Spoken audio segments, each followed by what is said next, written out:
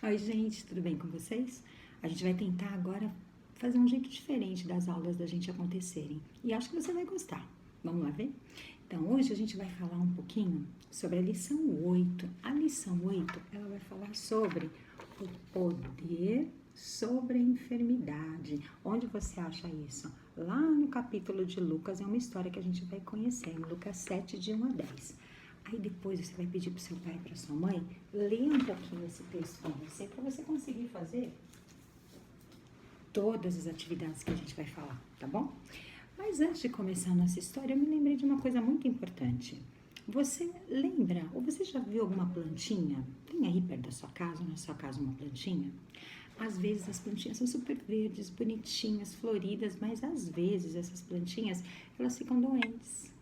Às vezes essas plantinhas, elas ficam amareladas, perdem as folhinhas, ficam secas, parece até que vai morrer. E você sabe o que tem que fazer para ajudar essa plantinha? Fala para mim, Lívia, o que você ia fazer? E você, Dudu, o que você ia fazer? Gabo? Conta para mim, Isabela, você já viu alguma plantinha? O que você ia fazer com essa plantinha? Não tô ouvindo. Fala mais alto. Isso.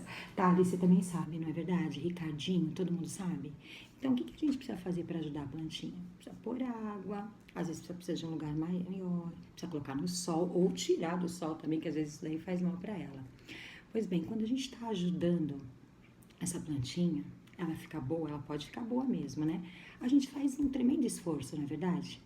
E isso me fez lembrar a história de hoje. A história de hoje, que está lá em Lucas 7, é sobre um centurião. Sabe o que é um centurião? Centurião, ele é um chefe de soldados, porque ele cuida de 100 soldados, por isso que o nome dele é centurião, né? E esse centurião, ele morava numa cidade chamada Cafarnaum. Lembra desse nome? A gente falou sobre ele semana passada. A cidade de Cafarnaum, que fica aqui, ó, na região da Galileia, tá vendo? Aqui é a região da Galileia, aqui é o mar da Galileia, e bem aqui, ó, fica Cafarnaum. E Jesus, ele estava andando por essa região de Cafarnaum. Você se lembra o que Jesus fazia? Jesus, não pode rir do meu Jesus, hein? Jesus, ele falava para as pessoas sobre o reino, sobre arrependimento, sobre que as pessoas deveriam mudar suas atitudes. A gente tem estudado um pouquinho disso. E Jesus estava lá falando para uma multidão enorme, muito grande mesmo, sobre essas coisas, sobre essas verdades, lá na cidade de Cafarnaum. Quando um centurião, que é esse chefe de soldados, ficou sabendo que Jesus estava na cidade. E esse centurião, ele era um homem muito bom.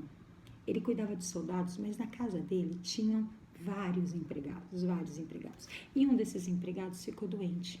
E esse centurião, ele não fazia diferença entre uma pessoa mais rica ou uma pessoa mais pobre. Ele gostava de ajudar todas as pessoas.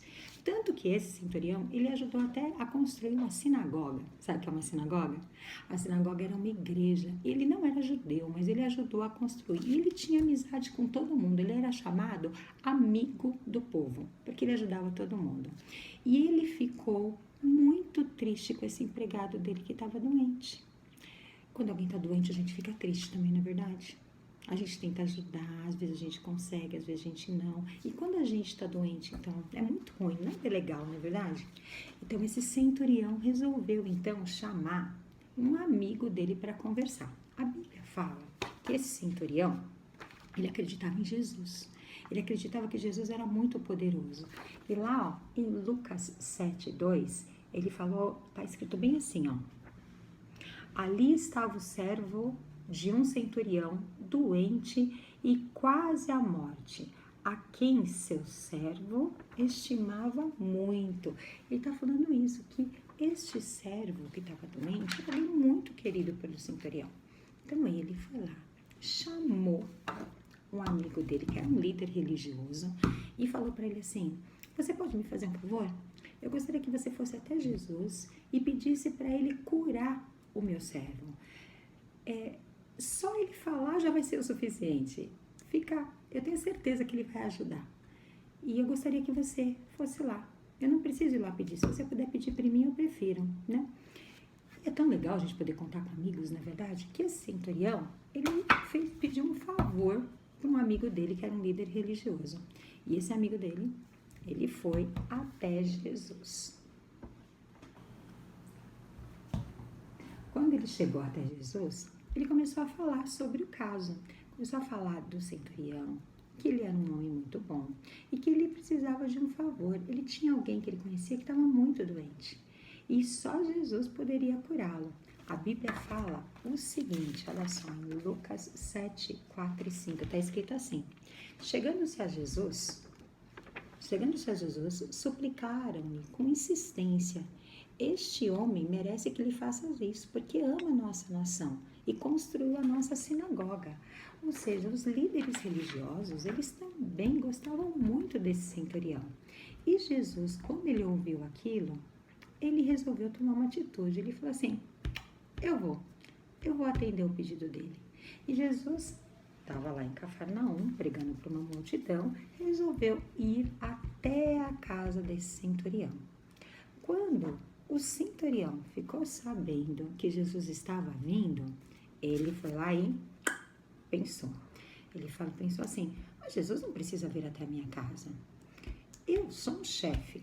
Quando eu preciso fazer alguma coisa, mandar uma ordem, eu não preciso ir lá para as pessoas obedecerem. Eu dou uma ordem e todos os outros soldados obedecem. Jesus, ele não precisa também vir até aqui. Se ele der uma ordem, vai acontecer. Porque Jesus tem toda a autoridade, ele tem poder na palavra dele. E aí ele pensou nisso e mandou um servo encontrar Jesus no meio do caminho. Jesus, ele podia curar, isso é verdade, mas Jesus estava indo até lá. Esse servo aqui, ele foi muito humilde, ele pediu para que Jesus só falasse, porque se Jesus só desse a ordem, já era o suficiente. E o servo foi lá até Jesus e falou: Jesus, o centurião disse que o senhor não precisa ir até lá. Basta o senhor falar que ele já vai ser curado, porque ele é um homem de guerra, ele é um soldado, ele é um chefe de soldado. Ele não precisa estar no lugar para dar uma ordem e as pessoas obedecerem. Então, se o senhor falar, vai acontecer.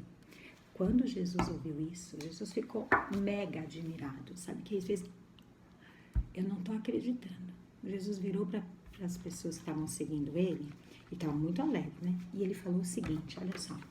Lá em Lucas está escrito, ó: ao ouvir isso, Jesus admirou-se dele e voltando-se para a multidão que o seguia, disse: eu digo que nem em Israel encontrei tamanha fé. Sabe o que isso significa? Que aquele centurião era um homem de muita fé, não era pouca não, era muita fé. Só pela palavra ele sabia que Jesus podia curar o servo dele, e dito e feito.